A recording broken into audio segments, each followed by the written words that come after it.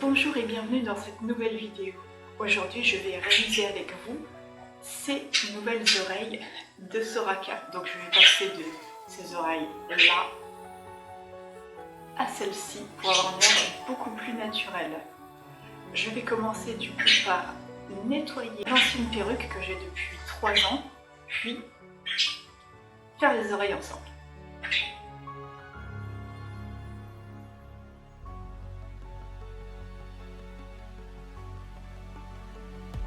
Bon, c'est parti, je vais essayer de matifier la wig de Soraka, parce qu'elle s'en mêle beaucoup et au soleil elle est vachement brillante.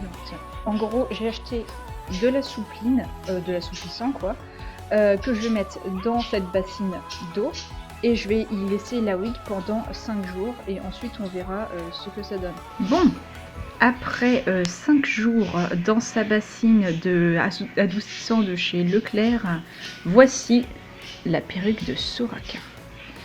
Je trouve qu'elle est presque toujours aussi brillante.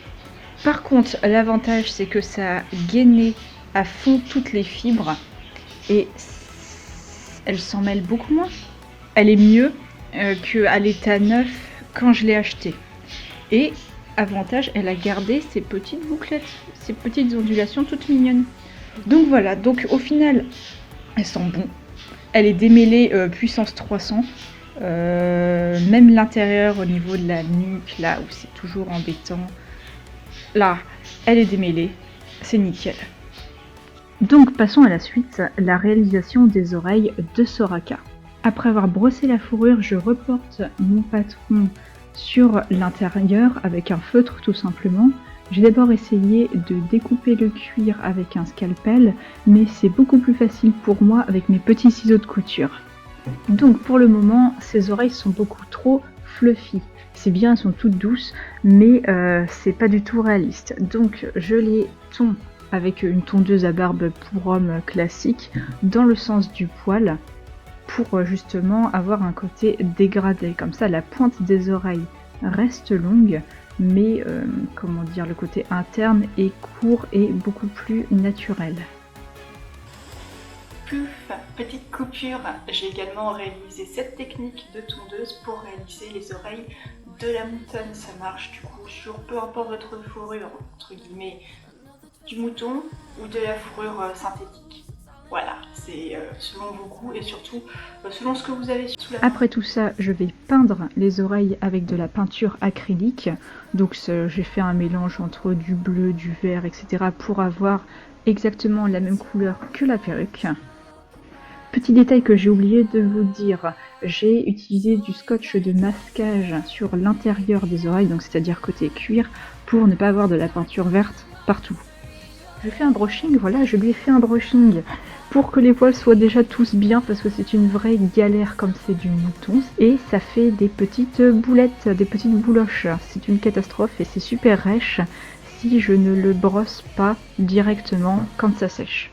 Et ensuite, j'ai utilisé mon fer à lisser pour pouvoir avoir cet effet beaucoup plus naturel, homogène et plus lisse. Bon, c'est bon, j'ai rattrapé mes bêtises, j'ai peint tout l'intérieur de mon oreille en blanc, ce qui fait que ça fait un effet super naturel, le vert ressort mieux et il reste plus qu'à faire le petit dégradé saumon à l'intérieur. J'ai utilisé de la peinture acrylique toujours pour avoir cette légère couleur orangée saumon à l'intérieur en dégradé pour être plus proche de la référence.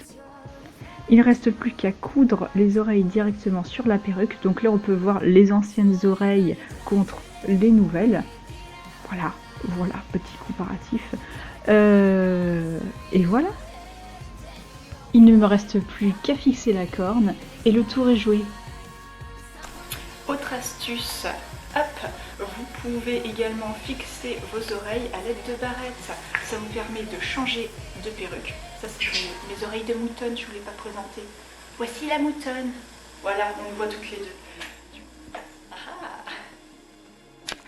Voilà donc le résultat final des oreilles de Soraka. J'espère que cette vidéo vous aura plu et n'hésitez pas à me dire ce que vous en avez pensé dans les commentaires. Merci à tous.